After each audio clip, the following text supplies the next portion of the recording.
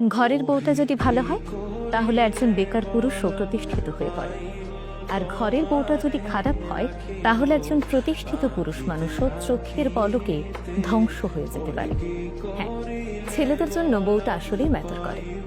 ঘরের বউটা যদি ভালো হয় তাহলে দেখবেন একজন বেকার পুরুষও ধীরে ধীরে সফলতার দিকে এগিয়ে যাচ্ছে, কারণ একজন জীবন সঙ্গিনী শুধুমাত্র পাশেই থাকে না, বরং তার অদৃশ্য শক্তি দিয়ে স্বামীর সকল হতাশাগুলো দূর করে তাকে সফলতার দিকে নিয়ে যায়।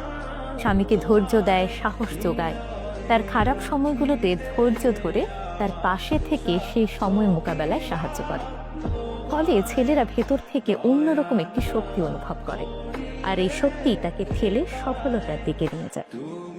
অপরদিকে ঘরের বউটি যদি চরিত্রের দিক থেকে খারাপ হয়, নেতিবাচক মনোভাবের হয়, তাহলে একজন প্রতিষ্ঠিত পুরুষও ভেতর থেকে ভেঙে পড়ে। প্রতিনিয়ত সন্দেহ, অবিশ্বাস, হতাশা এই জিনিসগুলো তাকে ভেতর থেকে দুর্বল করে দেয়। ফলে তিনি ধীরে ধীরে তার কর্মস্পৃহা হারিয়ে থাকেন এবং জীবনযুদ্ধে অনেকটাই পিছিয়ে পড়েন।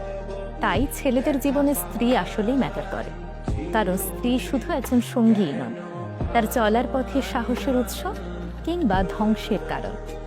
একটি সম্পর্কের সৌন্দর্য তখনই ফুটে ওঠে যখন একজন আরেকজনের শক্তি হন।